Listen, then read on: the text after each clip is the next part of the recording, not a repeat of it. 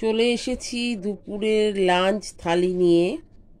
তো লাঞ্চ থালিতে কি কি আছে দেখো। এটা হচ্ছে জিরা রাইসের ভাত আমি খাই।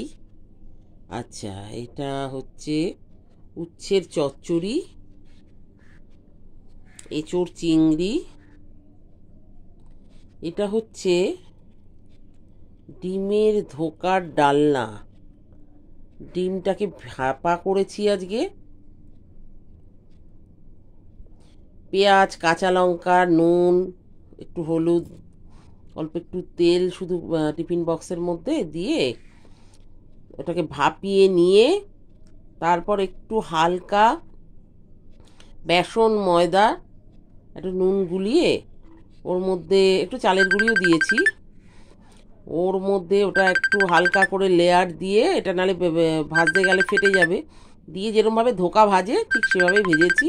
তারপর ডিমের যেরম ডালনা করে কারিটা আর কি যেভাবে করতে হয়, তেজপাতা আর জিরে ফোড়ন দিয়ে ওর মধ্যে আলু দিয়েছি, একটু আলুটা আমার ভালো লাগে খেতে, দিতে দিতে একটু কষিয়ে আলুটা একটু বেশ আধ ভাজা মতো হয়ে গেলে তারপর মশলা দিয়ে কষিয়ে নামাবার আগে একটু গাঢ় গাঢ় হবে জিনিসটা এই রকম, ঠিক তখন ওই ধোকাগুলো দিয়ে দিতে হবে, আর সঙ্গে একটু গরম মশলা, যারা ঘি খাবেন তারা ঘি দেবেন।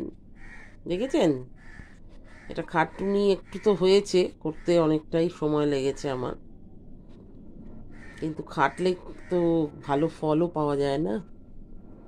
ভালো ভালো খেতে গেলে খাটতে হবে, আর খাটতে গেলে সময় দিতে হবে, একটু পরিশ্রম করতে হবে, গরমে ঘামতে হবে।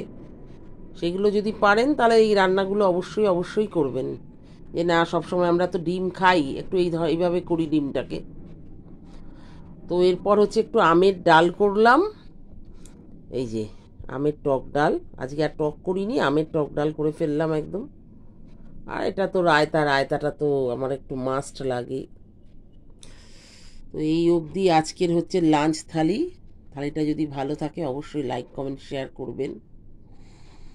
ভাবলাম যে আজকে বিশেষ কিছু রান্না করব না, তাও করব না করে বেশ অনেকগুলোই দেখছি রান্না হয়ে গেছে। তো এবার আমি তো খেতে বসবো, আমার জোর এখন খিদে পেয়ে গেছে, 3টে বেজে গেল। তো এই পর্যন্ত আমি আজকে থালিটা রাখছি। এরপরে আমি আপনাদের কিছুক্ষণ পরেই আপলোড করব রেসিপি, হচ্ছে আজকে স্যান্ডউইচের, মানে হোমমেড স্যান্ডউইচ কিভাবে আপনারা কোনো ক্যাফেতে গিয়ে না খেয়েও বাড়িতেও কি করে যে এত সুন্দর করে এটা মানে করা যায়, স্যান্ডউইচ করা যায়, সেটা আমি আজকে আপনাদেরকে রেসিপিটা দেব। আপলোডটা এখনও করা হয়নি, তো ওটা অবশ্যই অবশ্যই আজকে দেখবেন।